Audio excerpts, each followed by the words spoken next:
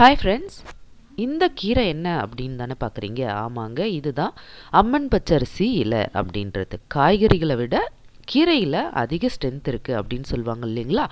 அந்த மாதிரி இந்த அம்மன் பச்சரிசி இலை எது எதுக்கெல்லாம் பயன்படுது, இதனோட பெனிஃபிட்ஸ் எல்லாம் தான் பார்க்க போகிறோம். வாங்க பார்க்கலாம். இந்த அம்மன் பச்சரிசி இலை வந்து பார்த்திங்கன்னா இந்த ரோடோரமாக வெளியே எல்லா இடத்துலையுமே இது வருங்க.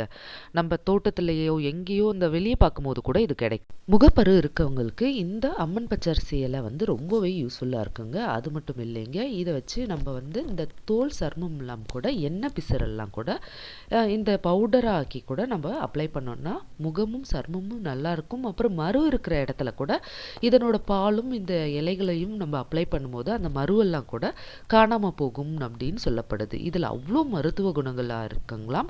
அது மட்டும் இல்லைங்க, தாய்ப்பால் கிடைக்க கூட இந்த அம்மன் பச்சரிசி இலையை வந்து நம்ம கூட்டாவோ அந்த மாதிரி ஏதாவது ஒரு வகையில் நம்ம சேர்த்துட்டு வரும்போது தாய்ப்பால் சுரக்க வந்து இது அதிக பயனுள்ளதாக இருக்குது அப்படின்னு சொல்லப்படுது. அது மட்டும் இல்லைங்க, ஆஸ்மா பிரச்சனை இருக்கிறவங்களுக்கு இந்த அம்மன் பச்சரிசி இலையை சாப்பிட்டுட்டு வரும்போது அது வந்து மருந்தாக பயன்படுதுங்களாம். அதுலேயும் நம்மளுக்கு நிறைய பெனிஃபிட்ஸ் இருக்குது அப்படின்னு சொல்லப்படுது. நிறைய பேருக்கு பார்த்தீங்கன்னா அல்சர் இருக்கும், வாய் புண்ணெல்லாம் இருக்கும் இல்லைங்களா. அவங்கெல்லாம் இந்த அம்மன் பச்சரிசி இலையை வந்து கூட்டாவோ இல்லை இந்த இலைகளை சாப்பிடும்போது அந்த வாய் புண்ணு எல்லாமும் சரியாகும் அப்படின்னு சொல்லப்படுது. தோல் நோய் பிரச்சனை இருக்கிறவங்க இந்த அம்மன் பச்சரிசி இலையை பயன்படுத்திட்டு வரும்போது தோல் நோயும் அது வந்து க்யூர் பண்ணும் அப்படின்னு சொல்கிறாங்க. இதை வந்து இப்போல்லாம் பார்த்தீங்கன்னா சோப்பில் கூட ஆட் பண்ணுறாங்க. அம்மன் பச்சரிசி பவுடர் ஆக்கி அதை வந்து சோப் பேஸில் ஆட் பண்ணி கூட சோப்பாக கூட தயாரிக்கிறாங்க. அதையும் நீங்கள் யூஸ் பண்ணலாம் அந்த மாதிரி கூட. அடுத்ததாக பார்த்தீங்கன்னா நிறைய பேருக்கு கால் ஆணி இல்லை பித்த வெடிப்பெல்லாம் நிறைய பேருக்கு இருக்கும். அந்த மாதிரி இருக்கிறவங்க இந்த அம்மன் பச்சரிசி இலையை வந்து அப்ளை பண்ணிட்டு வரும்போது அந்த கால் ஆணியும் சரி பித்த வெடிப்பும் க்யூர் ஆகும்னு சொல்லப்படுது. கண்டிப்பாக அந்த மாதிரியும் ட்ரை பண்ணி பாருங்கள். அம்மன் பச்சரிசி இலையில மட்டும் இல்லைங்க, இந்த பூலையும் வந்து நிறைய பெனிஃபிட்ஸ் இருக்குது அப்படின்னு சொல்கிறாங்க.